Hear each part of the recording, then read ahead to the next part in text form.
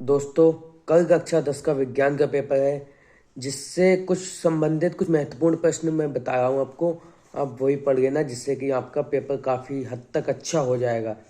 Physics में क्या है, आप फिजिक्स में एक तो जो श्रेणी और समांतर क्रम में त्वरण प्रतिरोध निकालते हैं, उसका निगमन आप पढ़िए ना, वो आ सकता है आपके पेपर में। और दूसरा क्या है, आपका जो विद्युत मोटर है वो तो आना ही आना है, विद्युत मोटर आप तैयार करके जाएँ। और तीसरा जो आपका है एक निकट व दूरदृष्टि दोष, ये आप पढ़िए ना।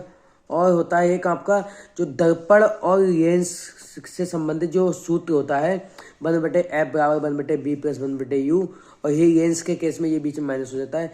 इस पर आधारित न्यूमेरिकल आपसे पूछ सकता है।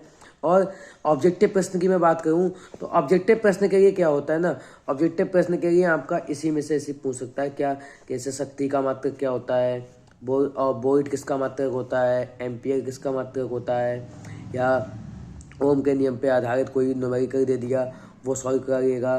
दर्पण के आधार दर्पण या किसी दिन दर्पण की वक्रता त्रिज्या इतनी है, उसकी फोकस दूरी कितनी होगी, ये पूछने लगेगा। तो इस प्रकार से आपके इसी में से वो ऑब्जेक्टिव भी आ सकते हैं और न्यूमेरिकल भी इसी में से ही आ सकते हैं। तो ये सब आप पढ़ के जाइए। और आपका जो एक प्रतिरोध पे आधारित न्यूमेरिकल भी पूछ सकता है। प्रतिरोध में जैसे 2 को श्रेणी क्रम में जोड़ देगा, तीसरे को समांतर क्रम में जोड़ देगा, फिर कहेगा इसका तो प्रतिरोध बताइए कितना होगा। तो इस प्रकार ऐसी केमिस्ट्री में आपका जो टॉपिक हो जाता है, एक आप व्यंजक चूर्ण पढ़ जाइए, एक होता है खाने का सोडा NaHCO3। व्यंजक चूर्ण क्या होता है, CaOCl2 होता है। और क्या होता है आपका जो संक्षारण है, सजातीय श्रेणी है, सावनीकरण है, ये 3 चीज़ें काफ़ी ज़्यादा महत्वपूर्ण रहती हैं। ये तीनों चीज़ें आप पढ़ जाइएगा। और एक आपका रहता है विद्युत रासायनिक श्रेणी।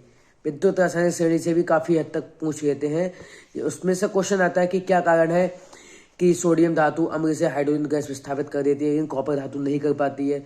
तो इस प्रकार का जो क्वेश्चन है वो आपका पूछ सकता है कि इसमें वो रहता है कि देखो, विद्युत रासायनिक श्रेणी में सोडियम का स्थान हाइड्रोजन से ऊपर होता है, जिस कारण इसकी क्रियाशीलता अधिक होती है, और जो कॉपर है उसका स्थान नीचे होगा, जिस कारण इसकी क्रियाशीलता कम होगी, ये नहीं कर पाता है। तो ये सब आप पढ़ के जाइए। और क्या होता है इसमें पीएच पे आधारित आपका अंक प्रश्न पूछ लेगा। और IUPAC नाम इसमें अवश्य ध्यान रखना। IUPAC नाम ऑब्जेक्ट में आपसे पूछ सकता है कि एथेनॉल का सूत्र क्या है, या एथेनॉल का सूत्र क्या है, निम्न में कौन सा कीटोनिक समूह है, या इसी प्रकार के जो आपके ये क्वेश्चन है ये आप पढ़ के जाइए। बायो का ज़्यादा मुझे जानकारी नहीं, इसलिए बायो का मैं नहीं बताऊँगा। फिजिक्स केमिस्ट्री का आपका इसी में से फंस जाएगा। अच्छे से मेहनत करते रहिए और चैनल को सब्सक्राइब कीजिए, वीडियो को लाइक कीजिए। धन्यवाद।